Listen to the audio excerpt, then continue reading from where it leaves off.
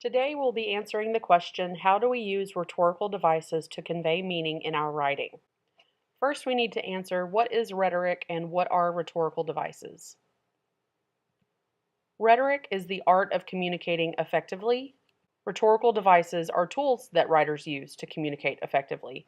So you guys already naturally do this. I know you do it with your parents because I did it with my parents when I was younger and I had something that I wanted, like I wanted to stay up past my bedtime. So I would tell my parents, just listen to what I'm going to say before you start saying anything. And then I would start with, here's the reasons I really want to stay up past my bedtime, or I would start with the benefits first and then come in with my request at the end so they could kind of have in front of their minds, oh yeah, she really does need this, and then at the end ask, so they'd be like, oh sure, of course. Now, it doesn't happen every time, but if you can use these rhetorical devices and you know how to communicate effectively, you are much more likely to get what you want. Rhetorical devices add voice to your writing, and writing voice is a developed way of writing that sets you apart from other writers. It also adds writing style. Your style is broader than writing voice. Some writers have a writing style that's very ornate and formal. They use long, complex, and beautiful sentences. I think of Jane Austen as this type of writer. And then there are other writers who use short, simple sentences and get straight to the point, more like a news article. So that style would be very different from Jane Austen's style of writing. It also adds reader interest. So rather than reading a boring, dry essay, using these rhetorical devices adds interest for the reader. The first rhetorical device we're going to discuss is called the Magic 3, parallelism. So this is 3 items in a series separated by commas to create a poetic rhythm. The example is, in those woods I would spend hours listening to the wind rustle the leaves, climbing the trees and spying on nesting birds, and giving the occasional wild growl to scare away any pink-flowered girls who might be riding their bikes too close to my secret entrance. This is just a more interesting way of giving the list of things that this person chooses to do in the woods, rather than saying, this is what I did, period, move on to the next idea. Putting the 3 in one sentence and making sure that they are parallel, meaning they are in the same verb form, so listening, climbing, giving. We wouldn't say, I would spend hours listening, then I climbed the trees and gave the occasional, because that would not be in the same verb form. Next is to use figurative language, similes, metaphors, hyperboles, etc. When we first moved into the house on Orchid Street, I didn't like it. My room was hot, cramped, and stuffy as a train in the middle of the Sahara Desert. The looming skeleton-like gray and white frame of the place scared me. So rather than just saying, my room was really hot, say, hot, cramped, and stuffy as a train in the middle of the Sahara Desert adds more interest and gives a more detailed description with this simile. And then comparing the frame of the house to skeleton, or saying that it is skeleton gray, is a metaphor, and that adds a little more interest. Using repetition for effect. So this is different from just saying the same thing over and over again and being redundant. You are using this purposefully. So you can repeat a symbol, a sentence starter, an important word to emphasize its importance. The veranda was my only shelter, away from the sister in bed asleep, away from the brother who played in the treehouse in the field, away from my chores that awaited me. So repeating this phrase, away from, really shows this isolation that the narrator is trying to convey.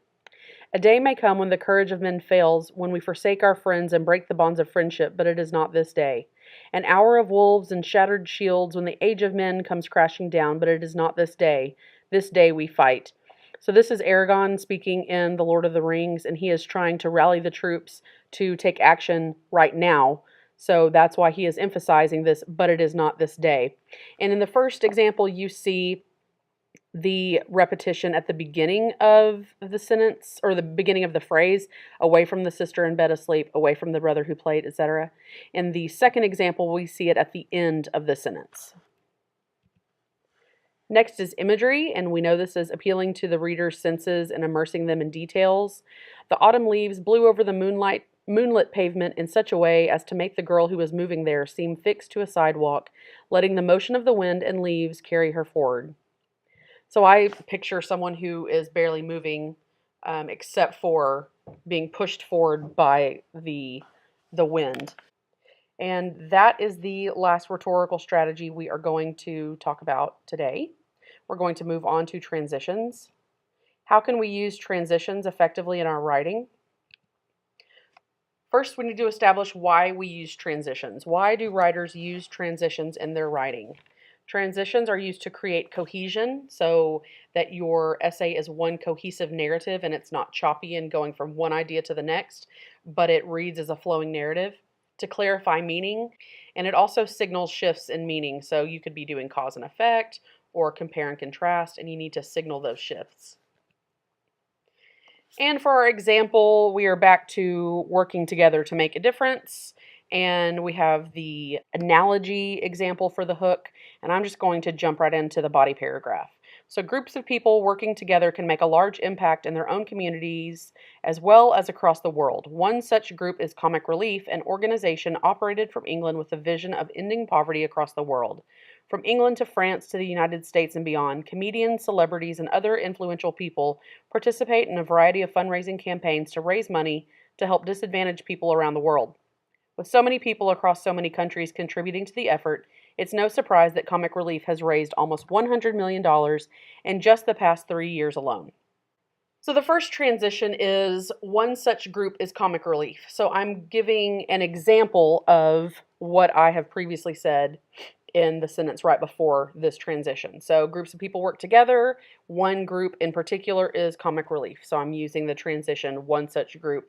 I could use something similar like, for example, Comic Relief is an organization operated from England, or to illustrate, a group called Comic Relief is an organization operated from England, etc.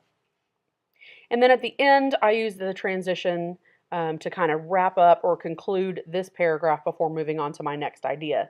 So rather than just ending with they help disadvantaged people around the world and moving on to my other idea, I'm summarizing my point in this paragraph and saying people across the world are working together to contribute to the same effort, and here's the result. They've raised $100 million in just the past 3 years. Our next paragraph is making a difference with one's own community, within one's own community requires teamwork and cooperation. Though they didn't make a global impact like Comic Relief, Parks and Rec character Leslie Knope was able to make and it should be she, though she didn't make a global impact like Comic Relief, Parks and Rec character Leslie Knope was able to make a beautiful park for her community with the help of friends and others. What started as a dangerous pit became a place for children and families to enjoy spending time together. It took years of hard work and dedication for Leslie and her team to see their plans come to fruition, but together they were able to accomplish something great.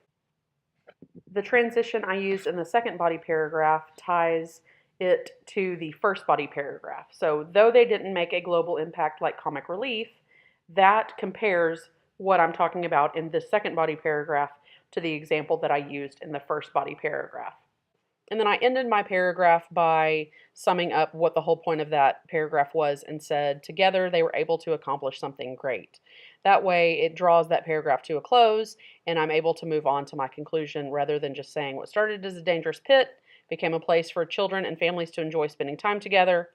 That would kind of leave my reader hanging. So I really need that extra sentence and especially the concluding statement to say that they were able to accomplish something great by working together.